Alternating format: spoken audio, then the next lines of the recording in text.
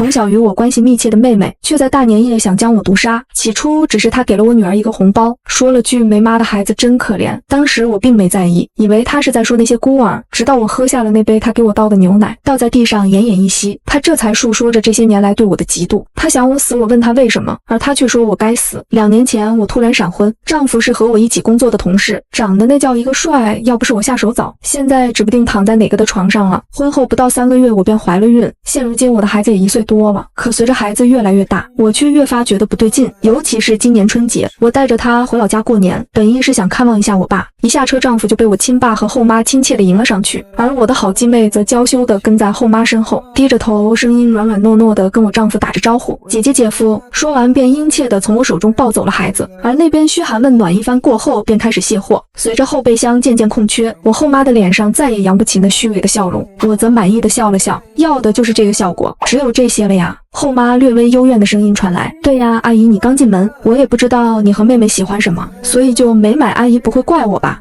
不会，怎么会怪你呢？自家人不在乎这些，只不过下次你可以随便买一点，你也知道我们这里有一个大喇叭，怕不小心传出去有损你名声啊。这明里暗里都在指责我不懂事，我虽不喜，但表面还得维持那虚假，明白了下次一定。而我爸则高兴惨了，看着这些烟酒差点没哭出来，因为自从我这后妈进门后，他便没了生活费，烟是一口都没能抽上。饭桌上我爸对着江其欢喜极，一个劲的跟他喝酒，而我继妹则殷勤的抱着我的孩子，仿佛是他的一样。后妈在旁边欲言又止，最后耐不住我丈夫的身份，还是没开口，随即便把目光放到了我的身上，吓得我只能低着头吃饭，头都不敢抬一下，生怕他又要作妖。他用手戳了戳我的肩膀，苗苗你现在工作怎么样了？我敷衍的说还行，紧接着后妈就开始诉苦了，哎，你说我也是命苦，早些年死了丈夫，守寡这么多年才遇上你父亲，可你父亲又是个没出息的人，每天在家倒腾有的没的，眼看着这个家就要支撑不下去了。他大概是看我没什么表情，愈加声泪俱下，我也不指望你父亲了，你也知道我女儿没读过大学，找不到好工作，我就想着你能不能帮帮她，给她在你公司安排个职位，我不求她大富大贵，只希望能稳定一些。我向李丽看过去，便看到她满脸期待地看着我，随后又见她善解人意地开口，妈你就别为难姐姐了，既然这样，那我就不服了她的好意。阿姨你也知道我只是一个小小的员工，没有这能力，这个忙我大概是帮不了了。说完便看见李丽吐出一口气，瞬间放松了下来。而我后妈虽然失望，但也没继续说下去。我拒绝了他们，照理来说应该1哭2闹3上吊，结果现在这么轻易的就放弃了，倒是让我一时想不通了。我带丈夫孩子回娘家的第1天，这个好像不太对劲，一直不对付的继妹殷勤地抱着我的孩子，仿佛是她的一样。继母开始跟我诉苦，让我给继妹安排工作，但被我拒绝之后就轻易放弃了。等到晚上，我向我丈夫讲了在饭桌上我觉得奇怪的事，丈夫只觉得是我多虑了，抱着我不过一会儿就睡着了，而这个疑虑一直压着我，不知何时才勉强入睡。咚咚咚，我感觉才刚进入梦乡没多久，就被敲门声吵醒了，而旁边孩子的哭叫声更是让我心烦。我烦躁地让江琪去开门，自己抱着孩子轻声哄，可他却犹犹豫豫的不想起身，好不容易答应了，却刚下床便反悔了。苗苗还是你去吧。我很是疑惑，江琪不是这样懒惰的人，以前只要我说什么他都会做的，怎么现在变得如此奇怪？但这是在我娘家，我并不想跟他因为这个争执。那你过来哄孩子。